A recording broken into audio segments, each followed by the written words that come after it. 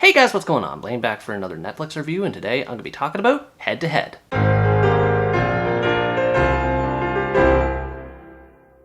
Head to Head is a Saudi Arabian comedic thriller that tells the story of Fiyad and Darwish, a mechanic and chauffeur respectively, who both work with a chauffeur company in the city of Riyadh. One day at work, a case of mistaken identity results in a crime lord being retrieved by Darwish instead of the original company CEO as planned. Things go from bad to worse as the two try to turn things around and swap passengers between them and the criminals, only for things to get out of control. From there, the pair find themselves on the run and trying to come up with a new plan to escape a series of crazy situations. I enjoyed this movie at first when it started, but over time it became more tedious and confusing. It still has its funny moments and the chemistry between its leads is great, but the story becomes more complicated than necessary and the comedy only goes so far before it starts to get absurd. The two lead characters aren't all that memorable by themselves, but they're not bad either. Fiyad is great as an underhanded schemer who always tries to find ways to go behind people's backs and find quick solutions to problems, which is amusing in the opening act. As the movie proceeds, his bossier side shows up as well, and it's pretty funny to see him push other characters around and cause controversy in different ways, sometimes unintended. He doesn't have a lot of depth beyond this, but since he's the main source of the good comedy in this movie, it's excusable. The other lead, Darwish, is sort of the opposite compared to Fiyad. Whereas Fiyad is a lot more over the top, Darwish is more grounded and level-headed and can't believe he's in the situation he's in. He's more of a relatable figure to the audience, which helps balance things out a bit more in terms of tone. This is helped further by a more emotional side to his character, in the form of his relationship to his fiancée Latifa.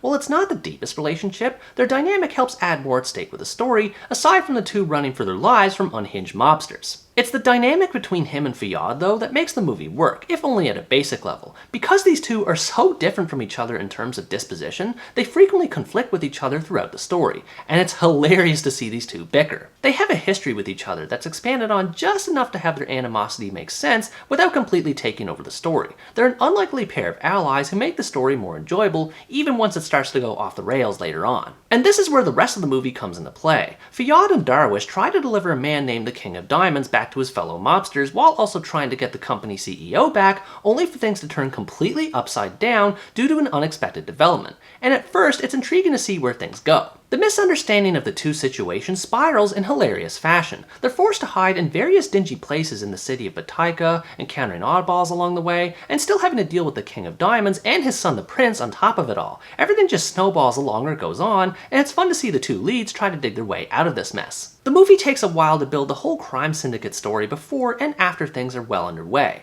I don't mind this aspect so much, as it's nice that the movie doesn't rush through things and takes time to explain parts of its world. It's what it does with all these parts that fell flat for me. To start, this movie has way too many characters going on in its story. I understand that they're meant to add variety and not focus on the same two leads the whole time, but most of these characters don't appear in many scenes and often have the same dull personality. And it's a shame because it feels like the movie should have more things for them to do. It even makes the effort of introducing them with brief pauses and title cards, yet they just don't really do a whole lot other than one or two things. And because there's so many of them in the movie, it also gets harder to keep track of who's who and why they matter. The only other character that stood out to me was Abu Ghadra, and that's only because he wears this weird green hat on his head the whole time. Latifa is also a little unique with the angle she has going with Darwish, but she doesn't have much of a screen presence, and what it all comes down to is that aside from the two leads, the characters aren't all that great. The story is another area where the movie is lacking. It goes from being a relatively innocent tale of two guys getting way over their heads into something to this hard-boiled, gritty revenge narrative where characters get killed in extremely violent ways,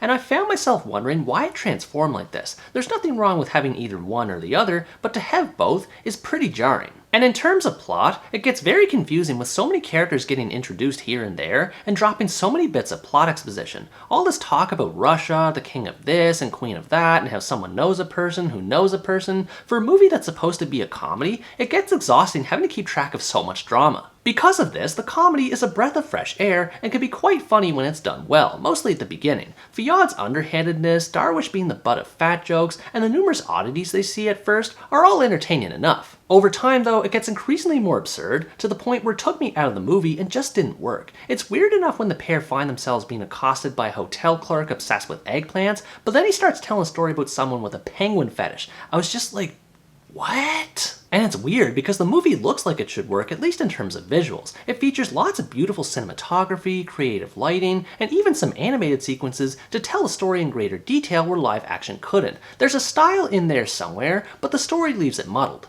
It doesn't help that there are also parts to the style that are disappointing as well. It feels very Tarantino-esque in presentation with how flashy it's edited and how it uses spaghetti western style music in the background. It looks and sounds cool, but it doesn't fit the story, and I found myself wondering what kind of movie it was trying to be in the end. I honestly didn't expect to see an Arabian film be this bold with the content it featured, both in terms of comedy and violence. While I can't deny that it's a curious presentation, it doesn't change the fact that it's a weird combination that doesn't gel together very well. Overall, Head to Head is an average comedic thriller that's entertaining in parts of both of its subgenres, but also works against itself. If you like comedies with a darker edge to them and don't mind style changes, you might enjoy checking this out. I did find the movie funny to a point, and I liked where the story was going at first, but it ended up biting off more than it could chew and became a bit of a mess. The title for this movie is fitting, in that it features two different styles in conflict with each other, resulting in the whole thing being a mixed bag. What did you think about this movie? Did you enjoy the way it combined comedy and thriller aspects, or did it fall short for you too? Let me know in the comments below.